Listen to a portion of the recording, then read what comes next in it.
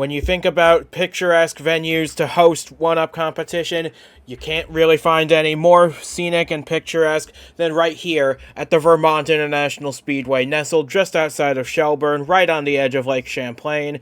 The Nitro National Series comes here for the very first time today for 65 laps, and it's starting to get to be crunch time in the regular season. Not that many chances remain to lock up a spot in the playoffs, so time is of the essence to make some good moves and cement yourself into a really good position, because there really are only a handful of races remaining. And alongside me in the booth to bring you all the action, back with us once again is Duke Ansack for this very historic race. Great to have you with us. This is such a fantastic place to hold a race. Such great scenery, great on-track action, very much on-track action oriented. We've seen that in the Superstar Series in years past. What should we expect from these Nitro National drivers, many of whom have yet to turn a lap here? Oh, absolutely. It's going to be a really, really fascinating race here. I love the first time we go to a venue in the Nitro National Series. I feel like it's always an exciting race. It's always a great opportunity for drivers who maybe you wouldn't typically see up front. Maybe some drivers that happen to know this track a little bit better. Maybe this track matches their driving ability a little bit better, and we don't really go anywhere else like this. So it's going to be really fascinating race, to say the least. I think that this is going to be a lot of fun to watch, and we've got a ton of storylines, just like every single week in the Nitro National Series. The storylines are just getting ramping way up as we get closer and closer to the playoffs. Absolutely, because there's only 3 races remaining in that regular season. 2 once the checkered flag flies here today. So, like I said earlier, time is of the essence. If you need to make something happen, you're going to need to do it pretty soon.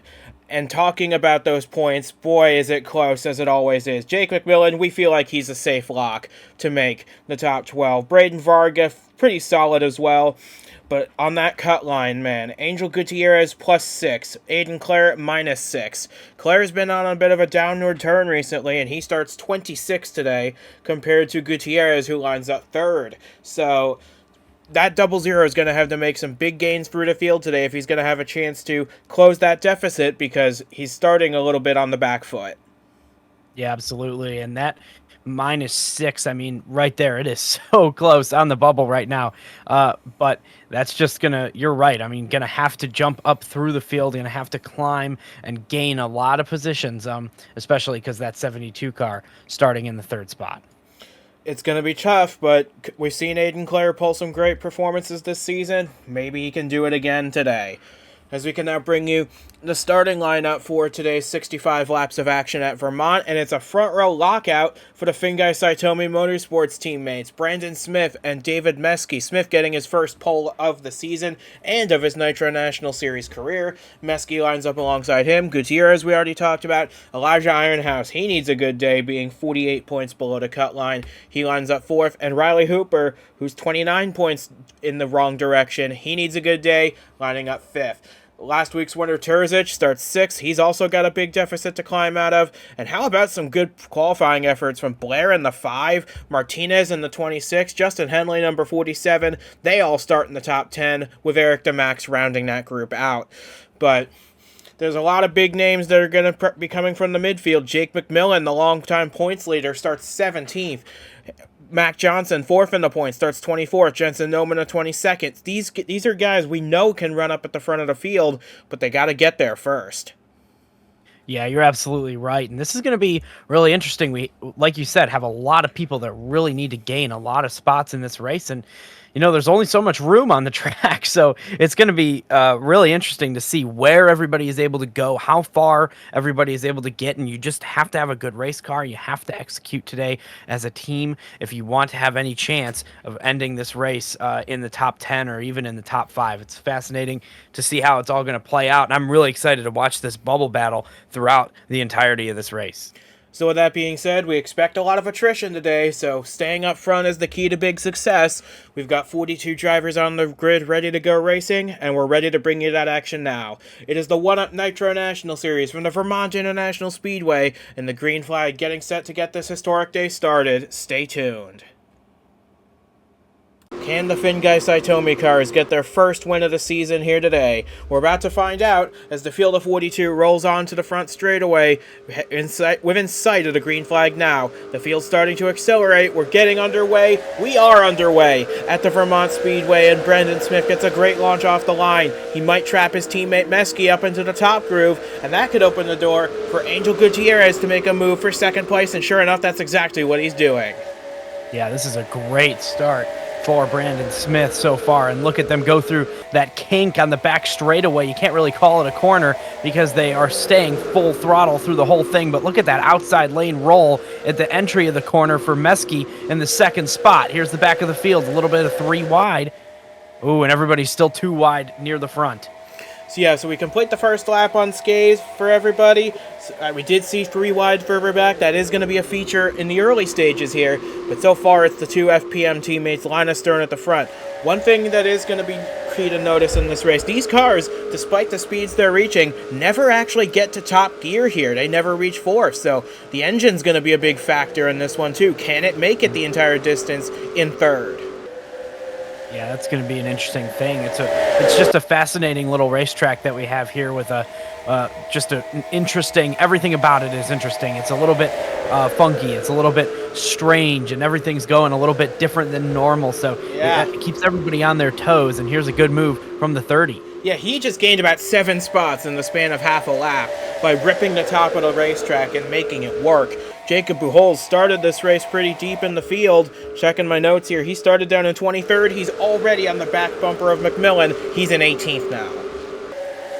Oh, we got trouble further back in the field. We got a crash in the middle of 3 and 4, and it looks as though, yeah, Mike Edwards, the 54 Anthony McClure, Hayes Green was caught up in it. And this is going to put us under the caution flag for the first time today on lap number 4. And we see one more. Yeah, it's Tegan Fox in the 44 on pit road. That is a tough break for these guys. Oh, we got a bit of a stack up back here. Further back in the field. Yeah, Earl Sear, he started 20th. He was trying to make his way up through the field. This is something else you're going to see quite a lot today. As the field slows down, it's a bit hard to get slowed down when you're in the gearing that you're in. And it's going to happen more often than not, so that's going to be something worth keeping an eye on for the rest of the day.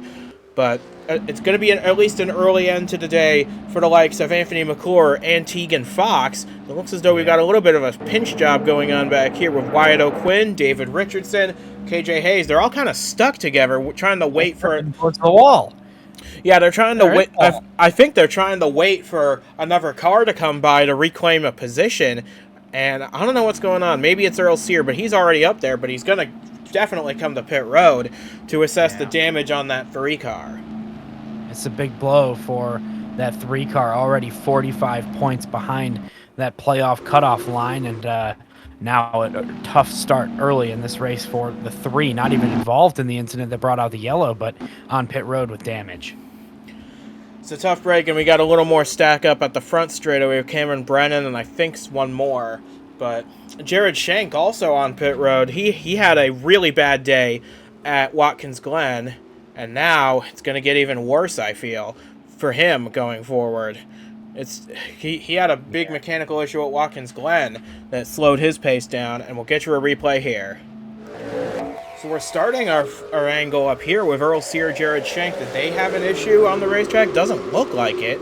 But further back, yeah, there was a big stack up. And, whoa, Tegan Fox up on their side along the wall. That was a bit of a wild ride for the 44. Making our way back up here to find out if something happened to Sear and Shank. I'm not sure. Cameron Brennan came down the track in a weird way. And on the Spa cars, really. Kind of set that all in motion. Sear gets turned around, gets hit by a couple other cars.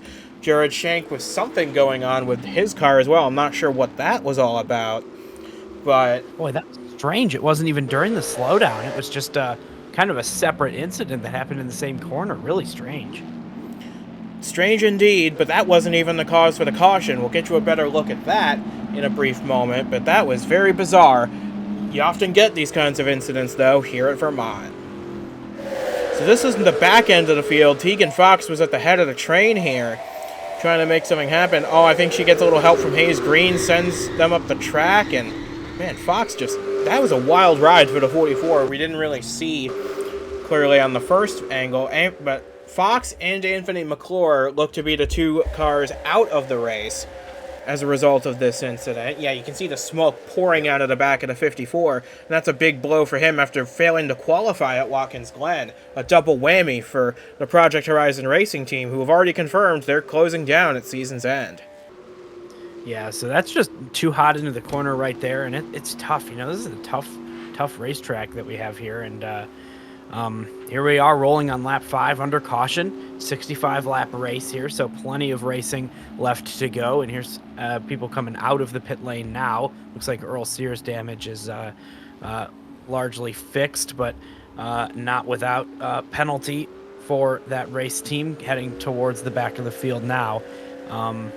Yeah, this is a lot of cars involved.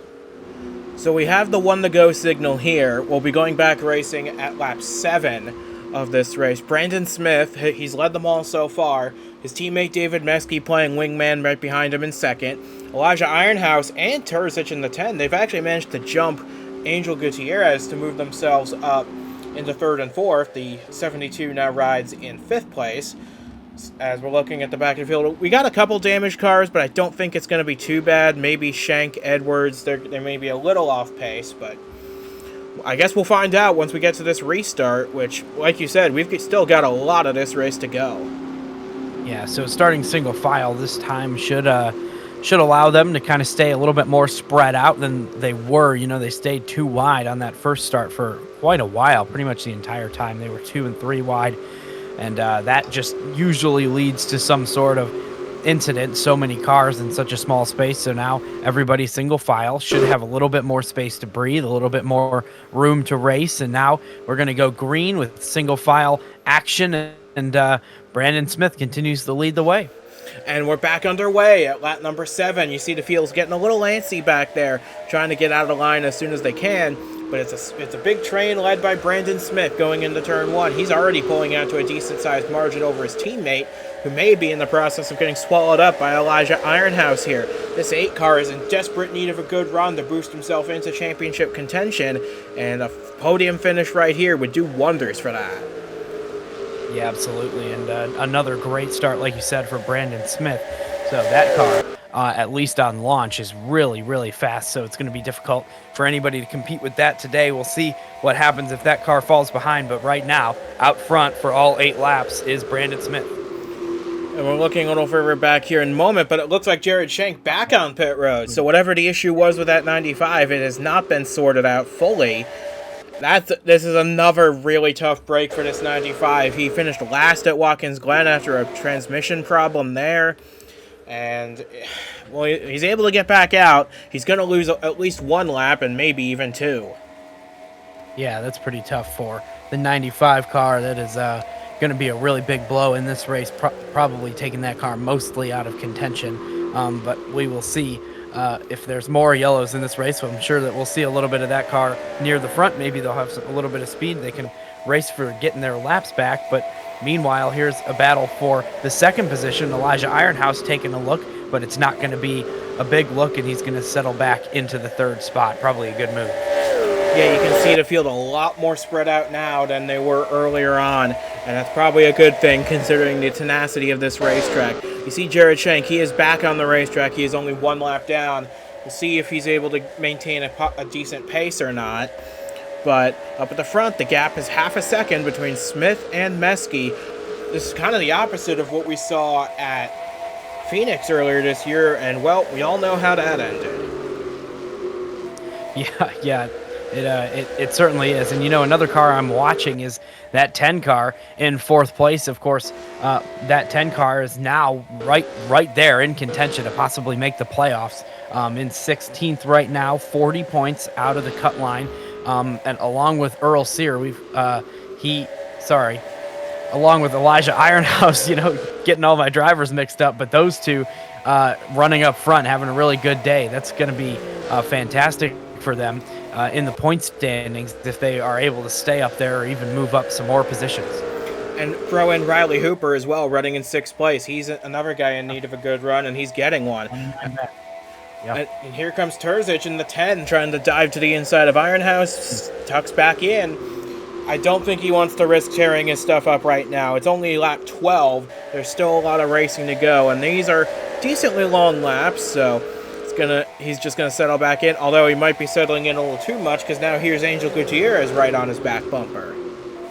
Yeah, speaking of somebody that really is needing a good run today, that 72 car staying up front for now. And honestly, if you look through this entire top 10, we've got a lot of cars that need to have good runs on the bubble, but they need to beat each other too, and they're all kind of in the same area. There's one of them, Eric DeMax in the 16, having a solid run right now, hovering just above the cut line, +9 going into the race. And he's got the fastest lap of the race for good measure, does AJ Zhao, and he's going to try and move on his teammate Eric DeMax to go into 9th place, but he's now under pressure from Ryan Reed in this 28. Had a blistering start to the season, did Ryan Reed, but he's kind of tailed off ever since. He's still in the top 10 solidly, but he'd love to have another good run to make himself a bit more of a player going into the playoffs, as it looks like Jared Shank is running quite a bit off the pace. The leaders will catch him within a few laps. Yeah, they certainly will. This is not looking very good for the IHOP machine right now. And here's Brandon Smith, who really jumped out to that little bit of a lead on the restart. Oh, and here's a battle for the 4th position, but the 92 kind of jumped out to a lead and then fell back into the grasp of David Meske, but now just kind of hovering right there about 2/10 ahead.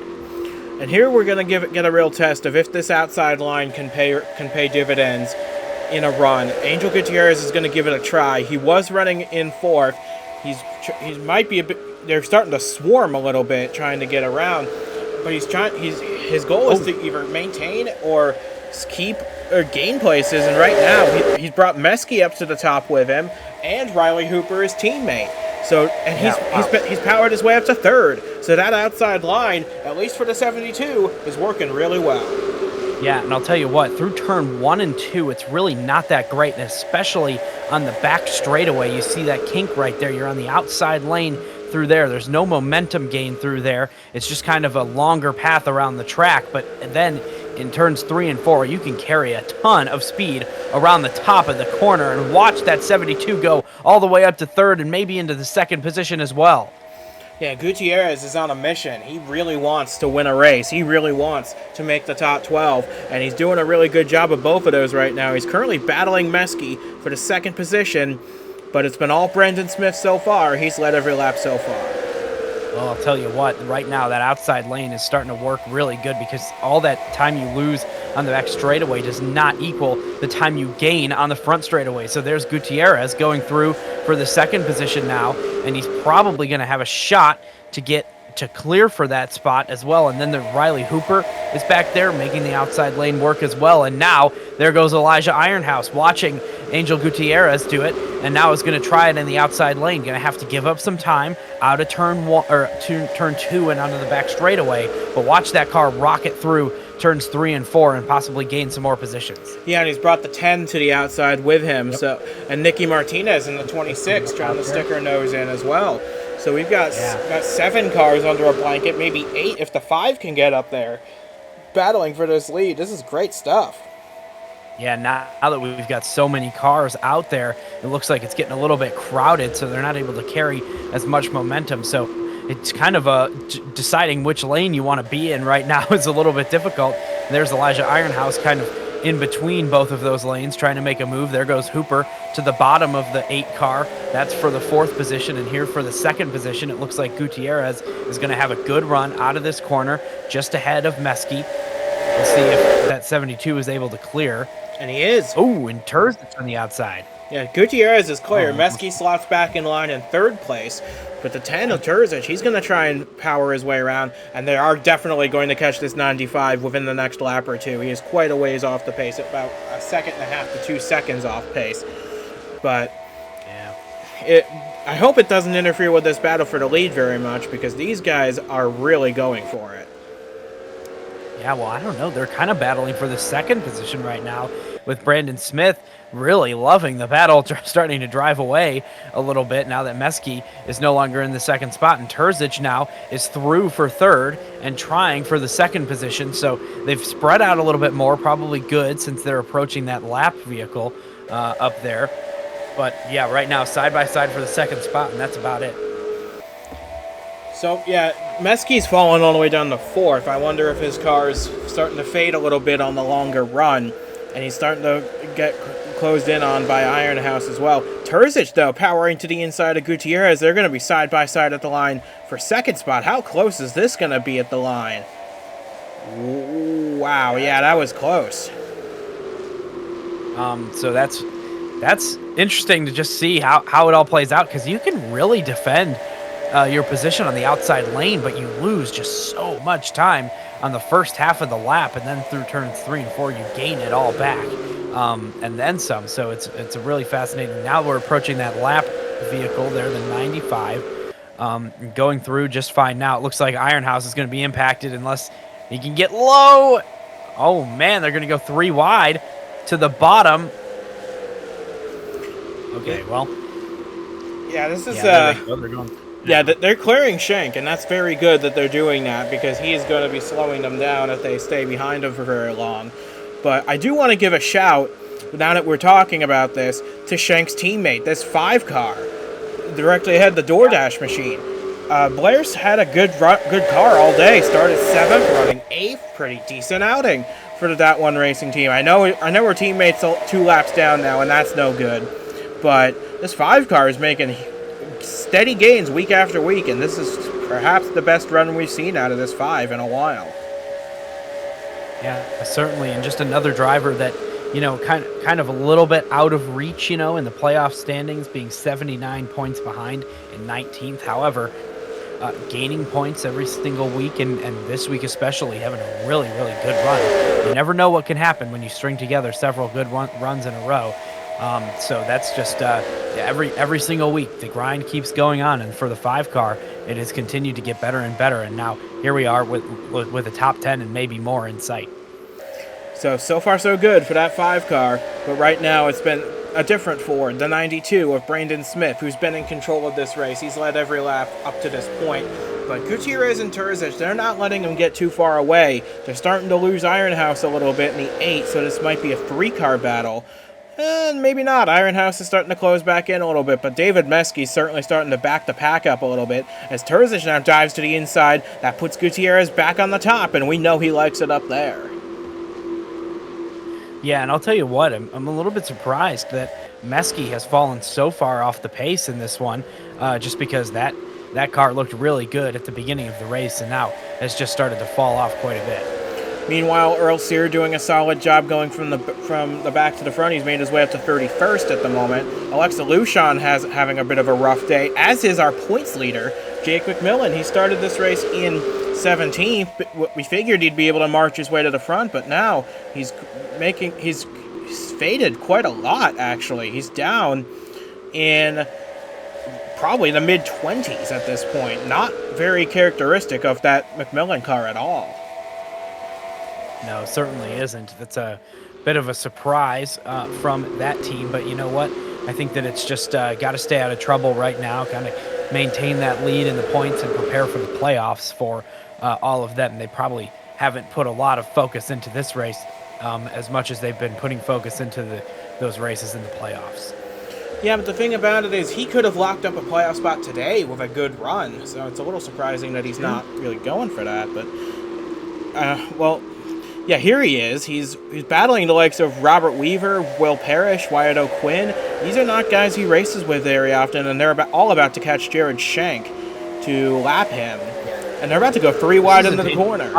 Oh, and look at Weaver ripping the top of the racetrack to great effect. Wow. He cleared 3 cars in that corner, and he's about to close in on the likes of Lushon and Ryan Arnold, another guy who's having a bit of an uncharacteristically rough day. Well, it seems like people only really go up there to defend positions and try to maintain their spot. I would really love to see somebody run way up towards the wall to try to gain spots, maybe as an offensive move. Yeah, Buchholz did that earlier. He gained 6 spots. Oh, yeah. I wish that some more of these drivers would try would try that strategy through the corner and see how far up they can get, but maybe it really is just going to wear down the tires. So possibly at the end of a run, you could use up the rest of your tire up there. It'll be interesting to see if anybody chooses to do that. Meanwhile, up front, the battle for second has closed in with the 72, the 10, and now the 8 car involved as well. And here's a big gaggle of cars back there. Oh, and we got damage on one of them. It's the 60. Yeah, Mike Edwards was involved in that earlier caution on lap 4, so he's coming to pit road to assess his car a little more. They left him out as long as he could, but they knew they were about to get lapped, and they figured they might as well try something, salvage whatever they can out of this race. You see Joseph Shrigley back there. You see a couple, like Hayes Green with damage. But look at this. Terzic is making a move on Brandon Smith. This is for the race lead.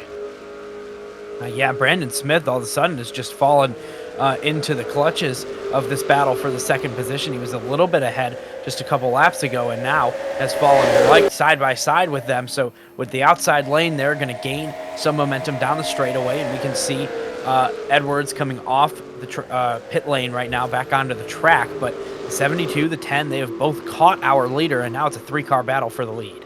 This is going to get exciting. You never tune out of these until the very end, because you just never know what's going to transpire in those last little bits of the race. As look at this, Gutierrez jumps up to the top again. He's going to try and ring the top to try and get a run on Brandon Smith, but it looks like this 92, they brought the right setup today. Fastest in practice, won the pole, and he has led every lap so far. A perfect weekend up to this point for that 92 machine. Yeah, and I'll tell you what, he's really being made work for that lead right now. They are all over him, or at least they were, trying to pass him from both sides. But the 92 has been able to hold off all of the fight from behind and continue to lead this race. It just shows that car is pretty strong.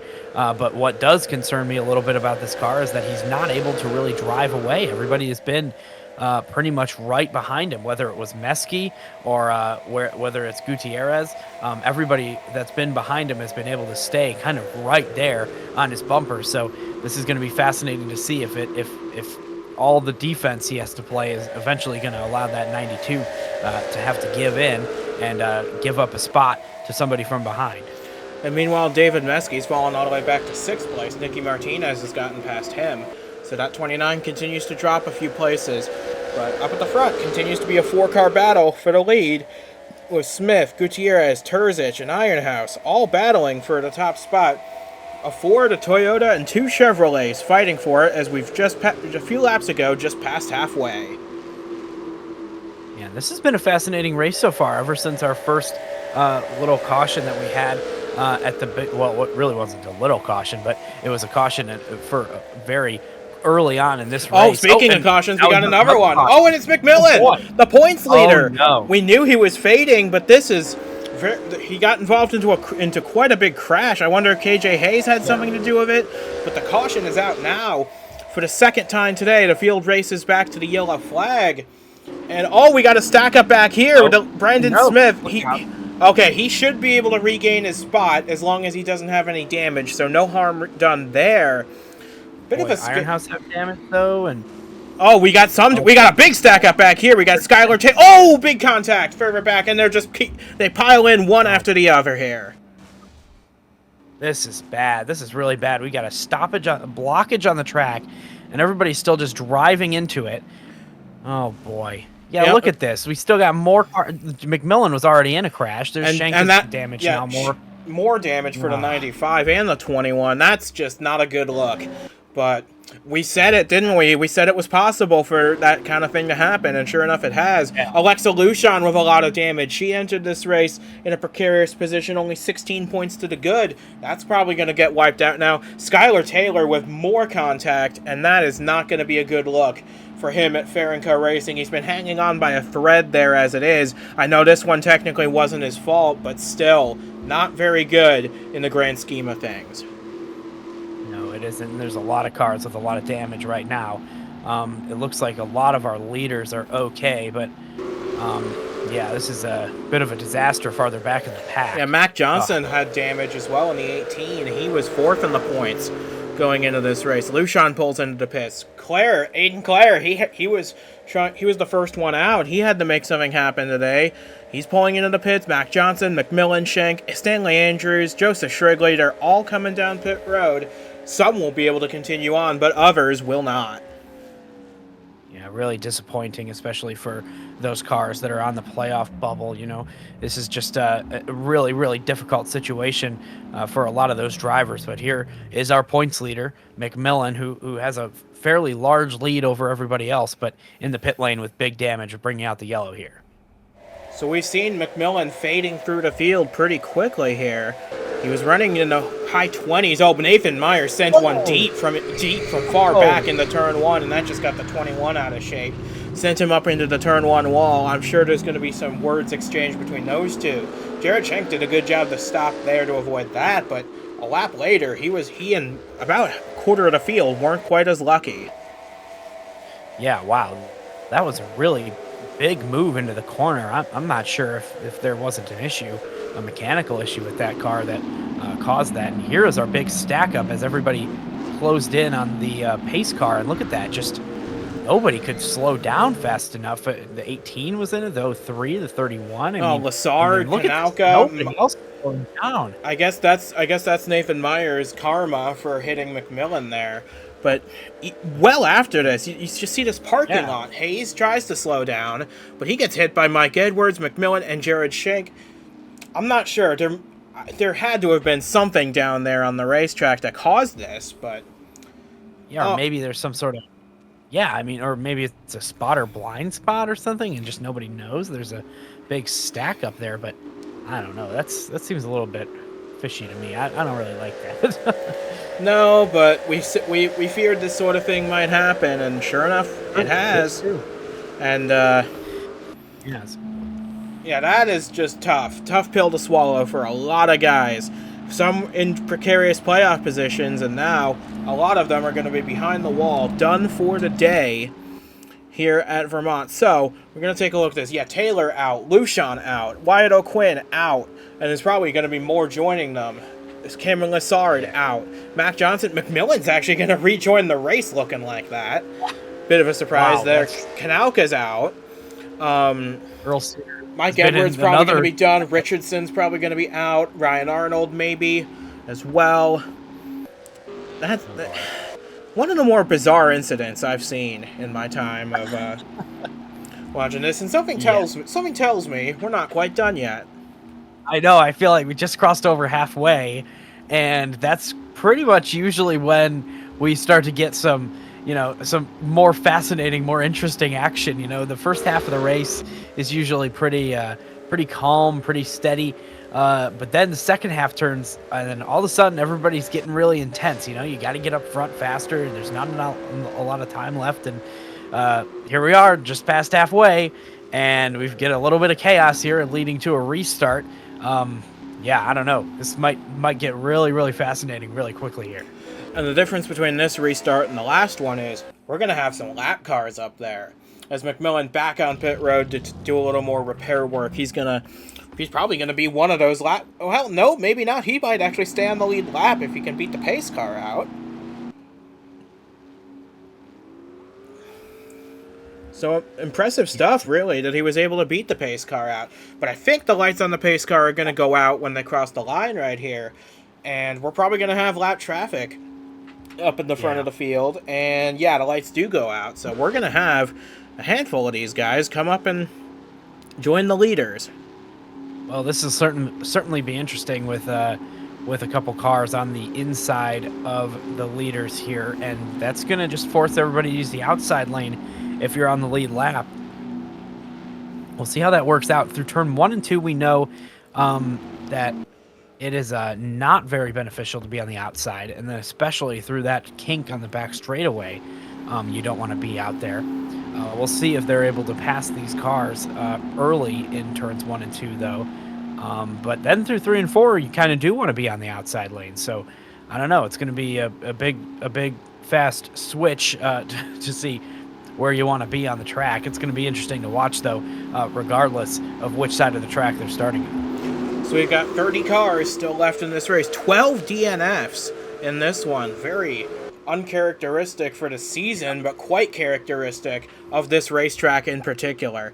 We're about to go green, though, with Brandon Smith still out front. He's led all 38 laps so far, and he is going to be the one leading us to the green. Hopefully he gets a good jump to stay out in front. Coming into the restart zone right here. Everybody's rolling. Rolling. There we go. We're green. Wow, and you know, the 92 has been getting really good jumps on the start, but the 59 has stayed right with him. The 77 with damage is falling behind, and that's allowing everybody else to kind of maybe move down there to that part of the track. But the 92 is going to be, whoa, we got a big stack up farther back in the pack with Martinez and everybody else, and this is possibly dangerous for some drivers. Yeah, the 43, I think, is the catalyst. He's quite slow right here. He's back in the field up in quite a big way. He's pulling down. Really slow. Yeah, dangerously slow. Yeah, he's pitting, which is a relief to get him out of the way. McMillan's also coming down pit road for more work on the car. But that really split the pack up, didn't it? We still have those four guys who have been out front all day. They're still in the top four positions. Now they got Shantley Daniel to contend with. Is Oskin and McMillan. They pit for more repairs. Yeah, Oskin was even slow on the pit lane. I'm not sure if that car is going to be able to compete again in this race. But for now, our top four remain intact. It looks like the 8 car still needs to get around one of our lappers. But here's the 20 is really slow. Yeah, he hasn't been in an accident, so this must be a mechanical fault on the 20, and that's a big shame because that's McMillan's teammate. He was running up in the top 10 up to this point, but you look and see, yeah, he is dramatically slow especially going into the corners. I noticed that is where he is at his slowest, and he is holding up a lot of good cars back here, and I would expect him to pull into the pits either this time by or at the maximum next time by. Yeah, this is a dangerous situation here, blocking 2 lanes, but this 20 car needs to get low. There he goes. Oh, and we got a crash. Austin incident. Blair and DeMax, and those 2 cars were having great days up until this point, and they both needed really good runs today, and that is just very disappointing. Oh my goodness! The teammates collide at Sanders Performance Autosport. Brennan pushes his teammate Nomina up into the wall. That is going to absolutely end the day for Jensen Nomina. A dramatic crash after the crash. Really, that's our 3rd caution, and that is not going to do anything good to de-escalate the tensions that have been brewing at that team. Whoa. Oh my gosh. This slowing down has been very dramatic today. Even for our leaders right now. This is crazy what's going on in this race. That was a very hard hit for 2 drivers that really weren't involved in the crash. Yeah, but Brennan's going to be able to continue, but that is not going to do that. Like I said, the tensions have been brewing at Sanders Performance Autosport for a very long time. You felt it start at Trois Rivières when Nomina was holding up Cameron Brennan when he was trying to win the race. Now, I fear it may have come back to bite the 62 a little bit, and what a big bite it was. Yeah, that really was a hard hit for both of those drivers. I'm not... Ooh, this is intense right now. This is a little bit crazy here with just over 20 laps to go in this race. We still have a lot of racing left, and we are under caution once again. So you see DeMax and Blair, they were side by side, and Langley had to pull into the pit lane. Bit of a hard angle there, but now you see... Oh, Andrews did not slow down sufficiently for that corner. He ran into the back of the 5. That sent her up into the 16. I think those guys are going to be okay to continue, but this is what really caught my attention. Wow, that looks bad. I mean, 62 just turned left into the corner and way more than you would need. Holy moly, that is dangerous. Yeah, and he's the one that got caught out by that. It's very hard to put...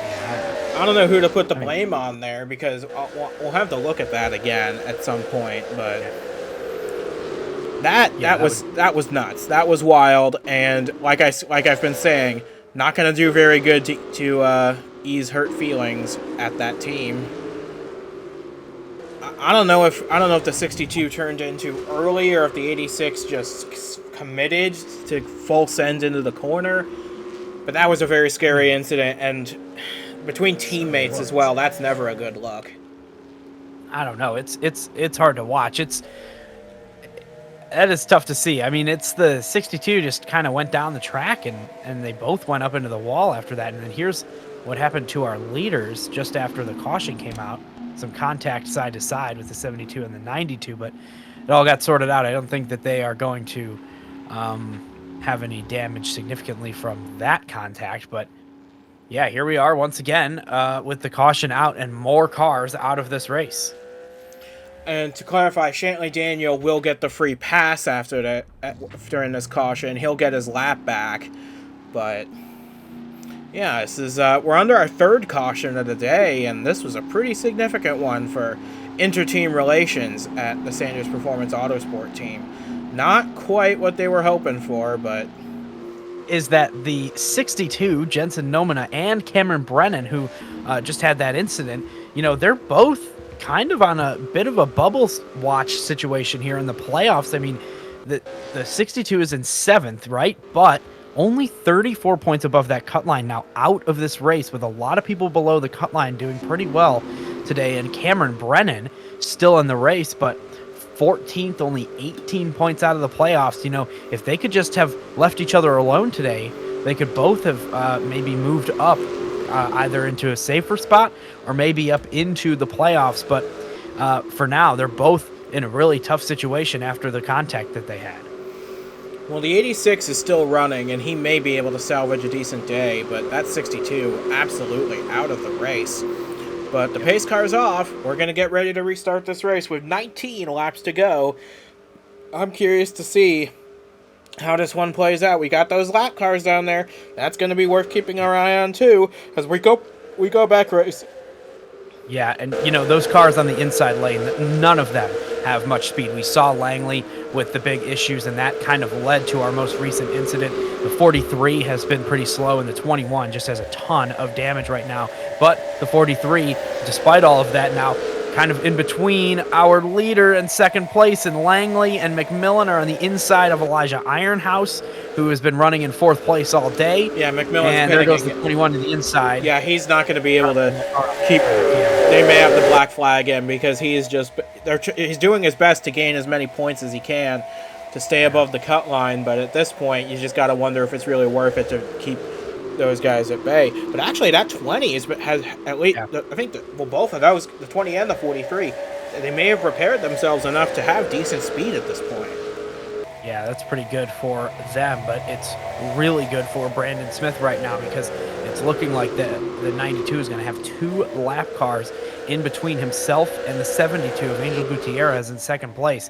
Yeah, there it is, Langley and the 43 both. Oh, and McMillan coming back out on the track. Not sure if that's such a good idea. Langley is so quick right now, about to pass the 43. Meanwhile, for the second spot, it's Terzic on the inside. And there's the 21 coming back up into the field. Oh boy, this is crazy. And Langley would be passing for the lead if he was on the lead lap, but he certainly is not. But the 20 has a little bit more speed than the 92 right now. Well, he's got fresher tires on that car as well. That's going to be a big help. And he's going to try and unlap himself as McMillan hits again. And I think this time it might be to pull out of this race. That car's significantly damaged. So while Jake McMillan pulls out of the race, I think this might actually be his first DNF of the season, if not for at least for a while. But yeah, Andrew Langley, his teammate, has some good speed in that 20. He has managed to unlap himself from Brandon Smith. Samit Oskin, he's going to try and do the same, as Gutierrez is now pulled clear of Terzic, and now the 10 has had to fight Ironhouse for third spot. Nicky Martinez having a very solid day in the 5th position. David Meske, he continues to fall back. He's now down in the 8th position. Yeah, and this has been a lot of chaos since about lap 34 in this race. Yeah, and I hate to interrupt, but I do want to give the quick call. Joseph Shrigley's been running at the back all day. He got caught up in that one of those stack-ups earlier. He's now running in 12th spot. And Earl Sear, remember, he was caught up in multiple incidents today. He's knocking on the door of a top 15. Yeah, that is pretty shocking. that both of those cars have made it so far up through the field, but it's just been all this chaos with the lap vehicles and the slow cars and all of the incidents that we've had. And it's kind of like each incident is kind of 2 or 3 incidents that we've had today. Just a really odd situation, but it has certainly allowed a couple of these guys that were involved in the early crashes to gain positions through the second and third ones that we've had today. Yeah, it's crazy how they giveth and taketh away at this place. It's very fun to watch, and we're closing in on 10 laps to go. And don't look now, Angel Gutierrez is starting to gain a little bit of more ground on Brandon Smith. If this 43 can manage to unlap himself, I mean, that could provide an opportunity, wouldn't you say, for Gutierrez? He might not even need it. He's trying to pull to the inside of the 43. Yeah, I don't know. I think that it might not be a bad idea for Gutierrez to try to help that 43 get through, or maybe if the 43 could get through. My main point here is that the 92 has not been in dirty air all day today, so Brandon Smith just doesn't really know what that car is going to do in traffic, and if the 43 was just ahead, that would certainly count as traffic in front of the 92. So we'll see if that has to impact Brandon Smith or not. I think that it is critical for the 92 to keep that 43 behind to allow a better opportunity of keeping everybody else behind. And keep in mind as well, these 4 guys, they've been fighting for the lead pretty much the entire day. I'm curious to see what one of those other cars could do, like AJ Zhao, Bradley Hooper, Ryan Reed, and maybe even more than that. As Meske now, he got passed by Zhao, and now he's under fire from Varga, from Ben McDonnell in the 82. This is a big mess for David Meske. He started second, and he's now in danger of losing a top 10. Yeah, honestly, for David Meske now, it's just going to be damage control. You just have to keep that car on the track. And you've had some people in the playoffs behind you have a little bit of issue, so you just got to stay on the track here, keep your car intact, finish yourself with the top 15 here, and then you'll be good to go. Meanwhile, here's a battle for 5th position, and it's Zhao who has gotten through for it. Yeah, that 12 car is on a huge tear. He was running like 9th, 10th before this, and now he's clawed his way up to the top 5. Maybe if he can get a good run in these final few laps, he could be on pace for a podium or even more. Yep. Him and his teammate DeMax really had some good speed earlier in this race. DeMax, of course, was involved in an incident, but the 12 charges on up towards the front. So Zhao having a really good run right now, and now knocking on the door of Elijah Ironhouse, one of our top 4 who has kind of been untouchable today. Yeah, this top 4 has been pretty consistent throughout this entire race, as we're looking for... Yeah, Martinez jumps up high, trying to see if she can get a run going here in the late stages of this race, as we're coming up on the end of this thing. We only have about 8 laps to go, 7 laps to go, and these guys are just fighting tooth and nail for every spot they can get. It's only a matter of time, I feel, before one of these guys... Oh, looking for back, and we got a crash, and it's Justin Henley in the 47, Braden Varga in the 9. They were running just outside the top 10, and this is going to set up a real fun finish, a late race restart, not what any of these guys were hoping for. No, this is going to be a fun finish now, and that's a big shame for those drivers involved. And Braden Varga, was one of the safer drivers as far as the point standings go. Whoa, here we go, the leaders! The leaders have crashed into turn 1, a calamity in the turn 1 for the entire top 5. They all pile in. Something must have gone awry for all of these cars. And we got more contact. Weaver involved, Mayer involved. Oh my goodness. This has been a calamity for... Look at this. Hooper with severe damage. Terzic, Gutierrez, Ironhouse. They all have severe damage. Oh, and Martinez gets turned around again. Unbelievable. I mean, that's just unbelievable what's going on right now with the incidents. I mean, the 77 now is just out of the race because of that. And he's not the only one. He's not the only one. Ryan Reed with a lot of damage. Meske looks to be okay. McDonnell looks to be okay. Joseph Shrigley, Jacob Pujols, they look to be fine. But everybody who was at the front of the field now in severe danger of a subpar finish, and some might not even finish at all. Well, it looks like Brandon Smith is going to be able to...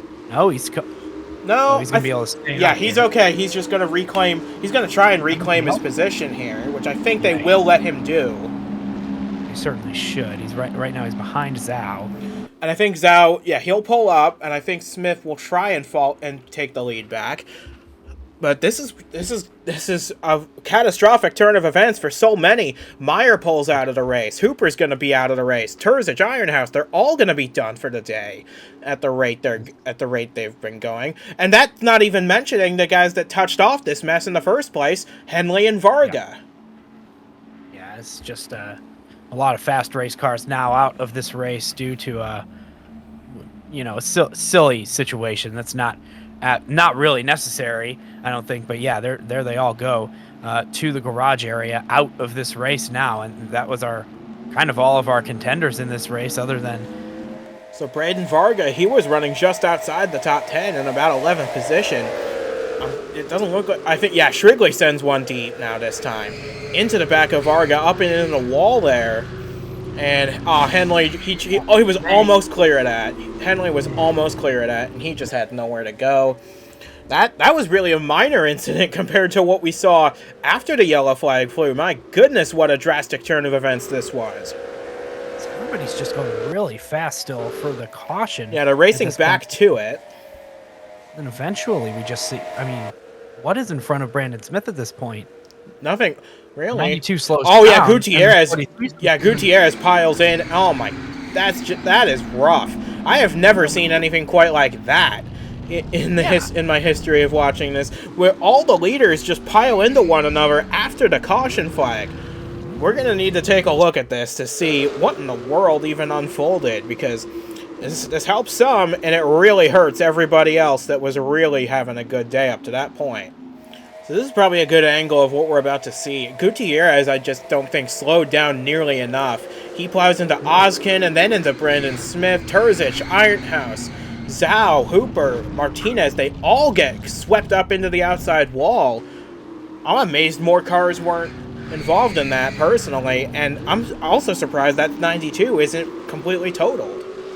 Yeah, and I mean, what is this after the caution? It's just demolition derby. I mean, we got out here. It's just upsetting, and I don't really understand exactly why that needed to happen. I mean, we still had plenty of time before we got to the pace car to slow down, and everybody's about to go green in the 43 heading to the back, and we got a restart on our hands with a bunch of new drivers up towards the front and a bunch of drivers that have been up front with some damage or out of the race, and now they're going green. 3 laps to go at Vermont. Can Brandon Smith hold on with that amount of damage? Martinez certainly can't. She's sinking like a rock through this field. AJ Zhao up to second. He's got a little bit of damage. Meskey's got an intact car. He's in third. Can he possibly sneak a win away from his teammate? We've got so many new contenders up the front. Ben McDonald's up here. Joseph Shrigley, Jacob Buchholz. They're all in contention for this win after a dramatic turn of events, and we only have 2 laps to settle it.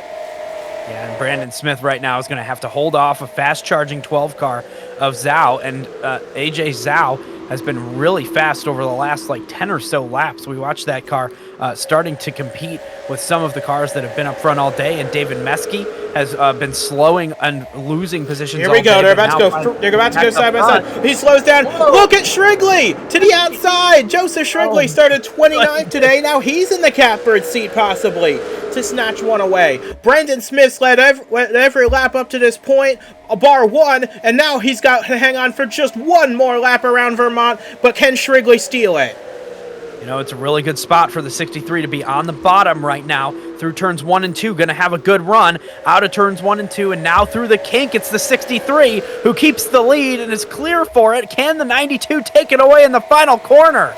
I think he's got too much damage. But for Joseph Shrigley, he ran at the back all day. He was never a factor. And in only his 7th career start in the one-up Nitro National Series, how about this? Joseph Shrigley out of 4 final time. He is a winner after a dramatic final 3 laps that saw him deny Brandon Smith a chance at a perfect weekend. Oh my goodness. I mean, that is the chaotic ending I think that only this race could have possibly had. An incredible move from the car that was the cause of the most recent incident that allowed the restart to happen, to take the win away from a dominant race car that we really never even got to appreciate because we were talking about all of the other incidents on the track during the day, but that 92 was out front for the entirety of this race until the second half of the last lap. Just unbelievable situation, and for Shrigley, just a fantastic ending of this race. Wow, congratulations. You gotta feel, though, for Brendan Smith. He led, of the 65 laps today, he led 63 of them. And this is how it ends, with a runner-up finish. I'm sure it's going to be a good points day, but that doesn't matter to him. He lost the race, then he probably feels like he should have won. And that is a very big shame for Fingai Saitomi Motorsports, who, yet again, another race slips out of their grasp. But for Joseph Shrigley, he started 29th in this race. We were talking about him earlier because he was about to get lapped. He caught a couple cautions. He's been in the right position multiple times. And here he comes to swoop past on the very final lap to lead the only lap he led all day and take his first career win. Incredible stuff. But that is going to do it for us, I think, from the Vermont International Speedway. A great racing venue when you can get it right. And for a lot of guys, they got it all wrong today. From Duke Ansack and from myself as well, thank you so much for joining us from quite possibly well, not even possibly. It was a very chaotic day here at Vermont. Possibly an instant classic. We'll see how that goes. But until we see you next time at Darlington for Throwback Weekend, we'll say goodbye from Vermont and offer a big congratulations to Joseph Shrigley, who it only took him 7 career starts to get career win number 1. And this one he's going to savor so close to home.